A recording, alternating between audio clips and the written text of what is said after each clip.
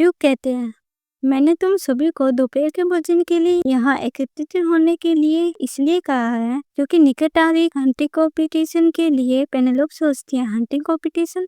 Duke अपनी बात को जारी रखते हुए कहते हैं, ऐसा लगता है कि यह फिर से इंपेरियल पैलेस के उत्तर में स्थित जंगल में होगा। जैसे कि तुम सभी शायद जानते हो, इस बार हंटिंग कंपटीशन महत्वपूर्ण है। देश के राजघराने और अभिजात वर्ग जो क्राउन प्रिंस के अधीन बन गया है भी भाग ले रहे हैं। वे अनोखे जानवर जारी करेंगे जो विदेशी देशों का प्रतिनिधित्व करते हैं। इस फैक्ट के कारण कि हमने बैटल में पार्टिसिपेट नहीं लिया है, हमारी टच्ची को बहुत अच्छी नजर नहीं मिल रही है और ऐसे समय में हमें अपनी स्थिति को मजबूत करना चाहिए और इसलिए मैंने व्यक्त किया है कि इस बार की अरिस्टोक्रेटिक मीटिंग में एक आर्चडची भी हंटिंग कंपटीशन में भाग लेगी। पेनेलोप सोचती है, अगर मैं इसके बारे में सोचती हूँ तो मैंने नॉर्मल मोड में इसके बारे में एक डिस्क्रिप्शन देखा है। हंटिंग कंपटीशन एक घटना जो अयोको साम्राज्य में हर 3 महीने में होती है। यह उन देशों पर साम्राज्य की शक्ति का भी प्रतीक है जिन्होंने कीमती माने जाने वाले जानवरों का शिकार करके उन्हें खो दिया है। जानवर जो अनमोल माने जाते हैं, लेकिन यवोन ने वास्तव में कभी इसमें भाग नहीं लिया क्योंकि पेनेलोप को रियल लेडी से ईर्ष्या हुई और उसने उसे जहर खिला दिया। मृत्यु के कगार पर यवोन ने इक्लिस के साथ अपनी अनुकूलता बढ़ा ली, जो पूरे समय उसके साथ रहा और निस्संदेह इस स्थिति पर कभी ध्यान नहीं दिया गया। जब कैलिस्टो को क्राउन प्रिंस रूट के अंत में यवोन के प्रति पेनेलोप के सभी दुष्कर्मों के बारे में पता चला, तभी ड्यूक कहते हैं पेनेलोप कहती है, हाँ। ड्यूक कहते हैं, मीटिंग में वोट हुआ, तुम्हारी पार्टिसिपेशन की रोक अब हल हो गई है। पेनेलोप कहती है, माफ करना, पार्टिसिपेट रोक? ड्यूक कहते हैं, हाँ, अब तुम क्या करोगी? पेनेलोप सोचती है, पार्टिसिपेट रोक के बारे में उनका क्या मतलब है?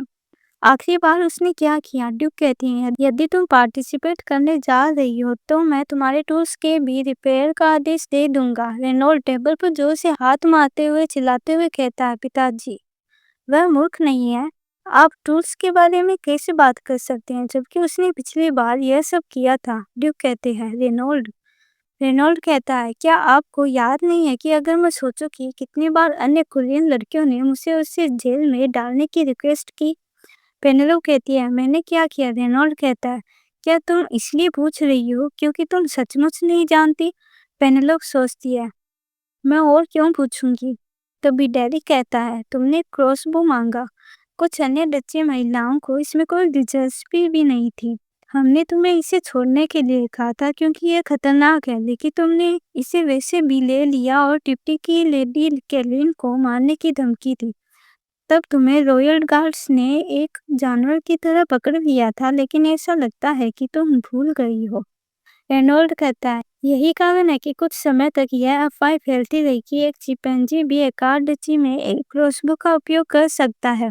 पेनेलोप सोचती है, यह काफी बड़ी उपलब्धि है, लेकिन अगर यह किसी कहानी की विलेनेस है तो यह सामान्य है। ड्यूक कहते हैं, तुम दोनों रुको, उसने पहले ही इस पर विचार कर लिया होगा। तुम्हें याद है कि एक आर्चडची झूठी बात नहीं करता है, सही है ना पेनेलोप? पेनेलोप कहती है, बिल्कुल, इस बार मैं आपको निराश करने के लिए कुछ भी नहीं करूंगी पिताजी। ड्यूक कहता है, अच्छा, हम बात यहीं खत्म करेंगे। पेनेलोप सोचती है, मेरे पास खाने के लिए कुछ भी नहीं है और वो मिठाई ले आ रही है। ड्यूक कहते हैं, क्या तुम्हें अच्छा ब्रेक मिला ढोना? वह मेड कहती है, हाँ, मैं रसोई में वापस आकर ही खुश हूँ। पेनेलोप सोचती है, ड्यूक को डेरी के पास चाय है, रेनॉल्ड के पास कुकीज है, यहाँ तक कि उनके स्वाद भी अलग अलग होते हैं। पेनेलोप क्या खाती है? मुझे आमतौर पर मिठाइयाँ पसंद है, इसलिए मुझे किसी बात का बुरा नहीं है।